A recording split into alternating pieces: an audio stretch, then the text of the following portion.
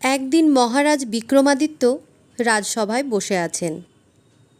তার সামনে নবরত্ন সভার ৮ পণ্ডিত হাজির। নেই কেবল মহাকবি কালিদাস। তারা সবাই মিলে নানা আলোচনায় ব্যস্ত ছিলেন। এমন সময় সেখানে এক বিরাট রাক্ষসী এসে হাজির। সে বলল, রাজা, আপনার দরবারে তো পণ্ডিতের অভাব নেই। একটি শ্লোকের শেষ পদটি আমি বলবো, বাকি পদগুলি আপনার পণ্ডিতদের মিলিয়ে দিতে হবে। যদি তারা তা না পারে, আমি আপনাদের সকলকে তাহলে খেয়ে ফেলব। আমার শ্লোকের শেষ অংশটি হলো, দেখে ফিরে ফিরে। রাক্ষসীর হেয়ালি মাখা শ্লোকের অংশ রাজা শুনলেন ৮ জন পণ্ডিত। তারা মাথা নিচু করে বসে রইলেন। এই হেয়ালির জবাব দেবার ক্ষমতা তাদের নেই। মহারাজ বিক্রমাদিত্য বুঝলেন, কালিদাস ছাড়া এর জবাব আর কেউ দিতে পারবেন না। কিন্তু কালিদাস আজ রাজসভায় হাজির নেই। তাই তিনি রাক্ষসীকে বললেন, তুমি আমাকে ৭ দিন সময় দাও। ৭ দিনের মধ্যে জবাব দিতে না পারলে তখন তুমি আমাদের খেয়ে ফেলার কথা ভেবো। রাক্ষসী চলে গেল। পরের দিন রাজসভায় এসে কালিদাস সব কথা শুনলেন। বললেন, মহারাজ, চিন্তার কোনো কারণ নেই। রাক্ষসীকে আসতে দিন। আমি তার দেখে ফিরে ফিরে শ্লোকের শেষ অংশ দিয়ে আগের কথাগুলো পূরণ করে দেব।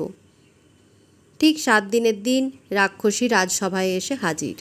তার পেট ভর্তি খিদে। সে জানে তার শ্লোক কেউ পূরণ করতে পারবে না।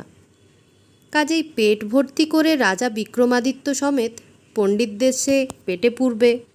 রাক্ষসী আসতেই কালিদাস হেসে ছড়া কেটে বললেন, মনে তোর বড় আশা, নর মাংস খাবি?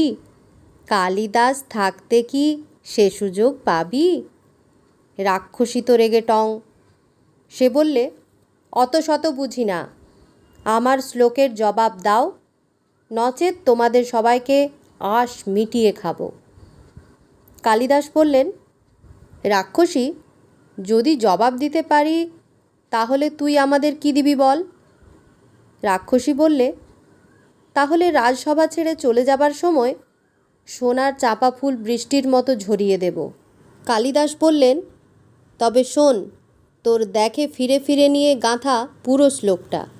তারপর কালিদাস শুরু করলেন, গাছের সবুজ ডালে দেখে এক ফুল, কবির ভাবুক মনে সবই হয় ভুল।